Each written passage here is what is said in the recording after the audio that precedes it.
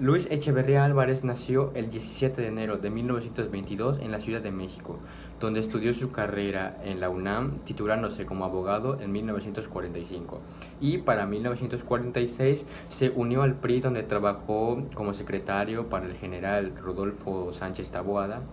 Lo siguió a la Secretaría de Marina y fue oficial mayor de la Secretaría de Educación Pública, oficial mayor del Comité Ejecutivo Nacional del PRI, siendo presidente del CEN Agustín Olachea Avilés de 1956 a 1958 y fue presidente de México durante el sexenio comprendido entre 1970 y 1976. Su gobierno estuvo caracterizado por largos discursos llenos de promesas que buscaban revitalizar la deteriorada figura del presidente tras los sucesos de Tlatelolco en 1968 y en su segundo informe de gobierno en 1972 propuso el desarrollo compartido como un nuevo modelo económico que reemplazara el antiguo desarrollo estabilizador que ya no aportaba los beneficios que aportó en otros sexenios y con la finalidad de mejorar la distribución del ingreso y la intervención estatal en la economía del país. Como parte de otras acciones que realizó durante su sexenio en materia de servicios, fue la creación del Instituto Mexicano de Comercio Exterior y la Procuraduría Federal de Defensa al Consumidor. Dos acciones que Luis Echeverría Álvarez realizó durante su gobierno en política económica fueron: uno, que propuso el desarrollo compartido como nuevo modelo económico, con el fin de mejorar así la distribución del ingreso y ampliar la intervención estatal en la economía; y dos, expidió la Ley Orgánica de la Administración Pública Federal. Y en política exterior defendió los derechos del tercer mundo. Los países que pertenecían a este bloque no habían alcanzado todavía un nivel de desarrollo que les permitiera salir de la pobreza y el regazo tecnológico. Y dos, se establecieron relaciones diplomáticas con la República Popular China y se dio un acercamiento con Cuba. Los movimientos sociales manifestados en su gobierno fueron el Halconazo, en donde una manifestación de estudiantes de la Ciudad de México fue reprimida por la policía y por un grupo paramilitar, conocido como halcones.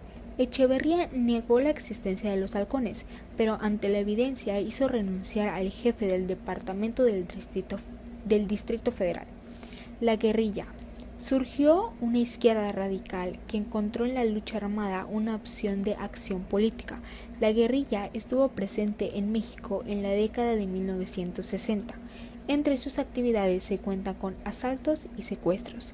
Fue sometida a finales de 1976 sin recibir apoyo de los trabajadores a quienes trataba de reivindicar. El caso Excelsior fue un golpe interno contra el director de este periódico, que se había caracterizado por su línea editorial crítica, lo que irritó a sectores empresariales y grupos políticos.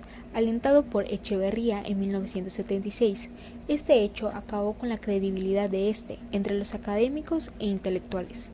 Y por último, el sindicalismo. Fue un movimiento realizado debido a que los beneficios económicos no alcanzaron a todos los sectores de manera justa y por la falta de democracia en el sistema político.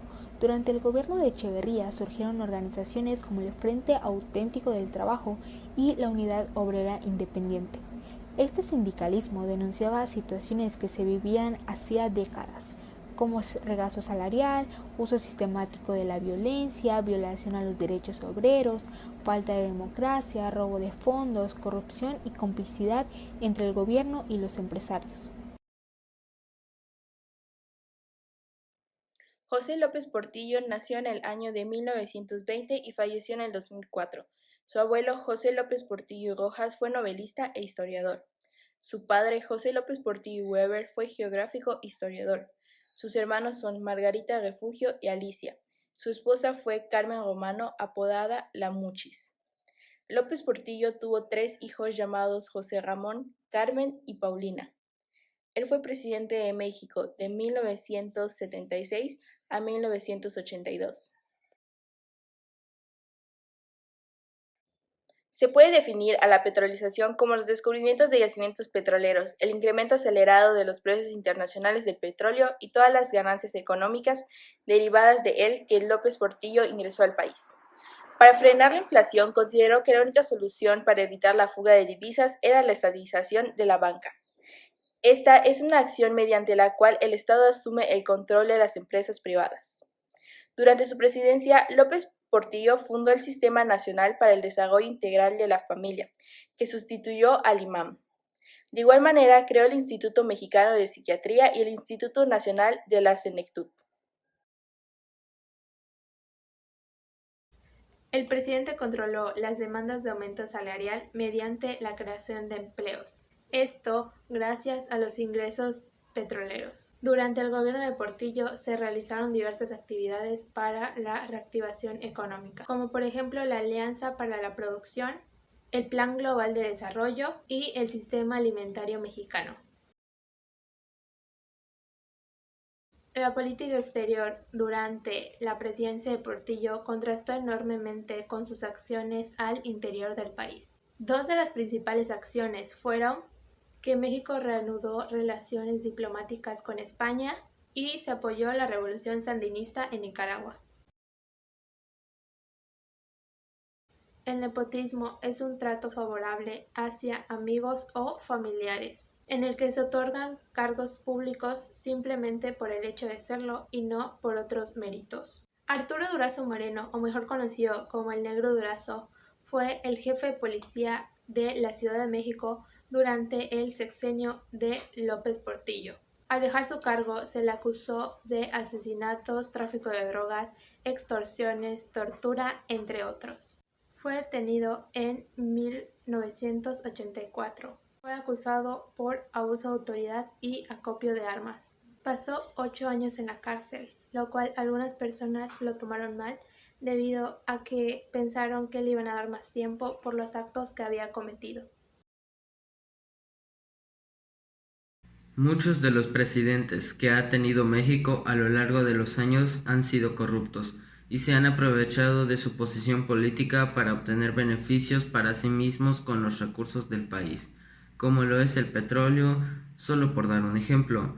Esto ha provocado que el país se encuentre en una situación desfavorable, ya que la deuda externa se incrementa, múltiples sectores disminuyen su producción, los costos de los productos se incrementan, la pobreza en el pueblo se eleva y hace que México tenga que ser dependiente a otro país, etc.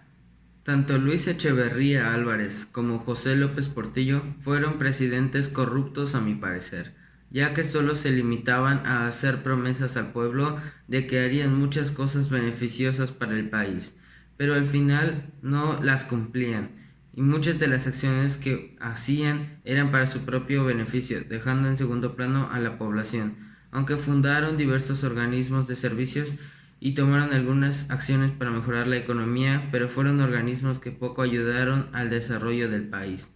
También durante el sexenio de estos presidentes, muchos no estaban de acuerdo con sus acciones y se manifestaban contra su gobierno. Pero, siendo realistas, el gobierno casi siempre termina haciendo lo que mejor le parece.